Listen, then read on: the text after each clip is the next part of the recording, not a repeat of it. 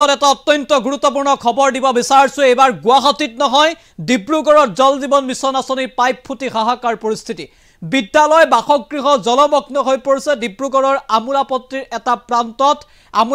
এটা প্ৰান্তত কৃত্ৰিম বানৰ সৃষ্টি হ'ল জল জীৱন মিছন আঁচনিৰ পাইপ ফুটি ভয়ংকৰ পৰিস্থিতি আৰু তাৰ পাছতে উত্তপ্ত পৰিস্থিতিৰ সৃষ্টি হয় বিভাগীয় কৰ্তৃপক্ষক ৰাইজে ঘেৰাও কৰি উচিত শিক্ষা দিলে কিন্তু বিভাগীয় কৰ্তৃপক্ষৰ গাফিলতিৰ বাবে এটা ভয়ংকৰ ঘটনা সংঘটিত হ'ল ডিব্ৰুগড়ত পাইপ ফুটি কৃত্ৰিম বানৰ সৃষ্টি হ'ল বিদ্যালয় আছিল কাষতে আৰু কেইবাটা বাসগৃহ আছিল সকলো জলমগ্ন হৈ পৰিল আৰু তাৰ পাছতো দায় খৰা মন্তব্য বিভাগীয়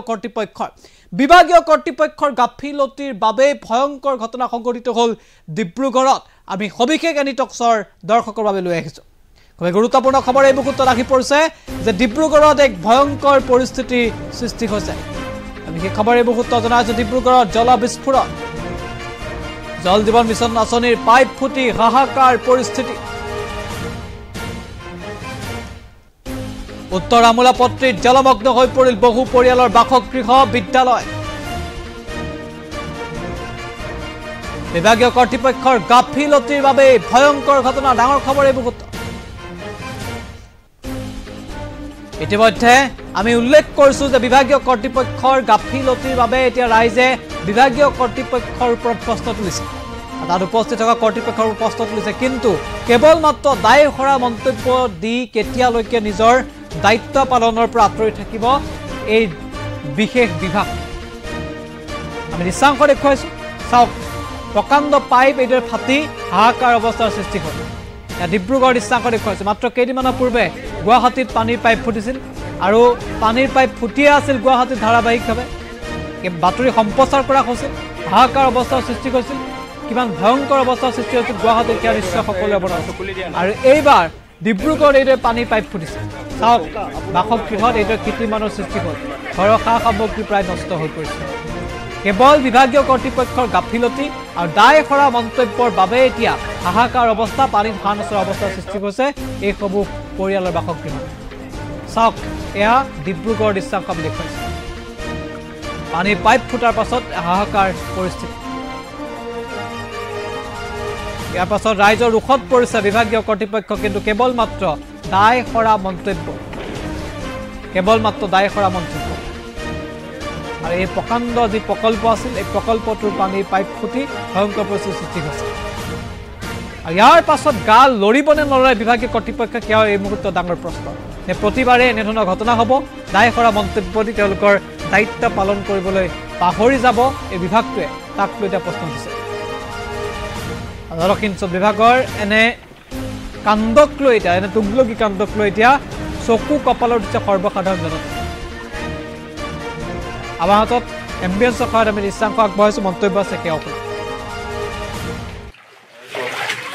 অৱস্থা নাই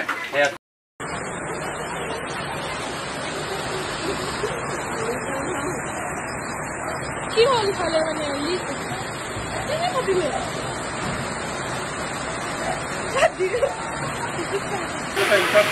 নল হৰ ঘৰ জল এটা চৰকাৰৰ যি আঁচনি এটা পপুলাৰ পানী পাইপ ফুটি কিনে মানুহ ঘৰত সোমাইছে কি এতিয়া মানে কথাটো ক'বলৈ গ'লে হয় কি শুনিবলৈ বেয়া ডিব্ৰুগড়ত এইটো প্ৰয়োজন নাছিলে ইয়াত দুহাত খান্দিলে মানে পানী ওলায় যি হওক চৰকাৰে যিটো আঁচনি লৈছে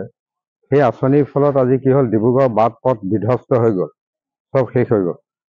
আৰু এইটো আমি বাৰম্বাৰ কোৱা স্বত্বেও আমি বাৰম্বাৰ কৈছিলোঁ এইটো ইয়াত নাপাতিব এইটো এৰিয়াৰ ভিতৰ এৰিয়া এইটো মানে আৱাসিক এৰিয়া ইয়াত কৰিব নালাগে কিন্তু তেওঁলোকে নুশুনি পেলাই এই অঞ্চলটোত এইটো পাতিলে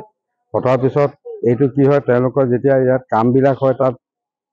পাৰদৰ্শী ব্যক্তি মানে অভিযন্তাসকল প্ৰায় নাথাকে এই যিসকল সৰু সুৰা মেকানিক তেওঁলোকে গোটেই পাইপৰ কাম কৰে হেৰি কৰে সেইকাৰণে তেওঁলোকৰ ভুল হোৱাটো স্বাভাৱিক নিৰীক্ষণ নকৰে আমি যেতিয়া কওঁ তেওঁলোকে কয় বোলে আমিতো ইঞ্জিনিয়াৰ নহয় আমি কি কৰিম তেওঁলোকে আজি যিটো পানী বিস্ফোৰণ ঘটিলে সেই বিস্ফোৰণটো ইমান মানে মই সেই দেখিছোঁ 3টা ষ্টেপলৈকে পানী ওপৰলৈ গ'ল এই ভাড়াঘৰটোৰ ওপৰেদি পানী গ'ল এইটো প্ৰবল সোঁত হৈ গ'ল কথা এটা কৈছোঁ আৰু আমি ইয়াৰ বাবে ডিব্ৰুগড় জিলাৰ উপায়ুক্ত মহোদয়ক আমি সেইদিনাখন লগ কৰিবলৈ গৈ তেখেতক লগ নাপালোঁ তেখেতৰ দায়িত্বত থকা বিষয়াক আমি দি থৈ আহিলোঁ যে আমাৰ নলাটো খনাই দিয়ক আৰু পুলটো খনাই দিয়ক পুলটোত মানে মাটিৰে পুতি পেলালে তেওঁলোকে গাড়ী অহা যোৱা কৰিবলৈ তাৰ ফলত পানীবিলাক ওলাই যাব নোৱাৰে তাৰ কাৰণে আমি ডিব্ৰুগড় পৌৰসভাটো আমি কাগজ দি থৈ আহিছিলোঁ মেয়ৰ দেৱক মানে এই কামটো যে আৰম্ভ হওঁতে পাইপ ফুটিলে মানে কি ভাবিব লাগিব ভৱিষ্যত ভৱিষ্যতে এটা ঘোৰ অন্ধকাৰ এতিয়া ইয়াত আমি ঘৰ বনাম বুলি ক'লেও ভয় লাগে আজি যিটো পানী যিমান ওপৰলৈকে গ'ল সেই ওপৰলৈতো এটা ছেকেণ্ড ফ্ল'ৰ ঘৰ হ'লতো গোটেই পানী তাত সোমাই যাব এতিয়া ভৱিষ্যতে ইয়াত ঘৰ সজাৰ কাৰণে আমাৰ এটা নিৰাপদ নহয় সেইটো কাৰণে আমাৰ এটা বিপদে হ'ল আৰু এতিয়া আমি মানে কি হ'ল আজি যিটো অৱস্থা দেখিলোঁ এই অৱস্থাটো দেখি আমাৰ মানে বিৰাট ভয় খাই আৰু আজি ভাগ্য ভাল দিন দুপৰত হ'ল যদি ৰাতি হ'লহেঁতেন 10টা 11 তেতিয়া আমি কাক বিচাৰি পালোঁ এতিয়াতো চব মানুহ নাথাকিলেহেঁতেন বা কেতিয়াবা ফোনৰ যোগ যে চৰকাৰে ইমান ডাঙৰ এটা যিটো আঁচনি লৈছিলে এই আঁচনিটো লোৱাৰ পূৰ্বে তেওঁলোকে ওচৰ চুবুৰীয়াৰ লগত সদায় ডিছকাশ্যন কৰিব লাগে কাৰণ এইটো এটা আৱাসিক এৰিয়া ইয়াত 10টা ৰাস্তা নাই ওলাই যাব পৰা আৰু কাষতে হোষ্টেল প্লাছ স্কুল আছে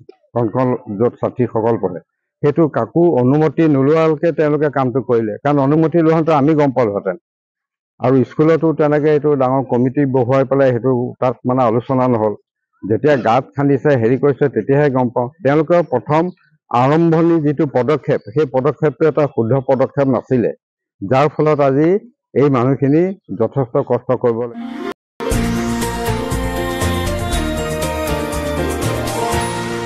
এনিটক্স, সুতৰ বিপৰীতে ৰাইজৰ স্বাৰ্থত।